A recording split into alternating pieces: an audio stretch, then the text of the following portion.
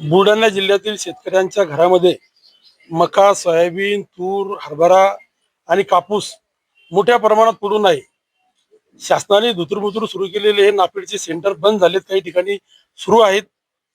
परंतु हे शेतकऱ्याच्या घरातला शेवटचा दाना संपेपर्यंत सेंटर सुरू राहिले पाहिजेत. यासाठी आम्ही जिल्हाधिकाऱ्यांना निवेदन दिलं. हे सेंटर सुरू राहू जर राहिले नाही तर आम्ही मोठ्या प्रमाणात या ठिकाणी शिवसेनेच्या वतीनं तीव्र आंदोलन छेडू. दुसरी गोष्ट, त्या नाफेडच्या सेंटरवर 200 रुपये प्रति क्विंटल शेतकऱ्याकडून त्या ठिकाणी ह्या नाफेडचे एजंट पैसे वसूल करतात. ते त्या ठिकाणी पिळवणूक थांबली पाहिजेत. या भाजप सरकारने निवडणुकीच्या आधी जे काही आश्वासन दिलं होतं की 100% कर्जमाफी करू, आज 1.25 ते 1.5 वर्षाच्या सरकारला होऊन झाले तरी कुठेही कर्जमाफी नाही. कर्जमाफीचा मुद्दा सुद्धा आज आम्ही या ठिकाणी घेतला.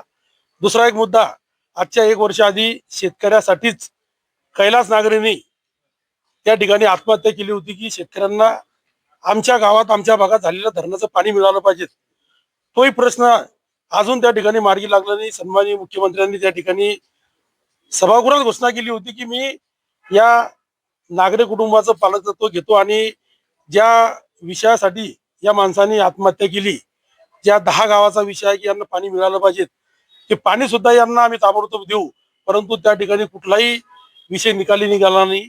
त्या नागरिक कुटुंबाला पालकत्व नाही, त्याच्या कुटुंबाकडे कोणी पाहत नाही, त्या 10 गावाच्या शेतकऱ्याकडे कोणी पाहत नाही. म्हणून हे झोपी गेलेल्या सरकारला जागा येण्यासाठी आम्ही आज निवेदन दिलं. जर या सरकारने याच्यावर तोडगा नाही काढला तर आम्ही येणाऱ्या काळात मोठं आंदोलन या ठिकाणी उभं करू.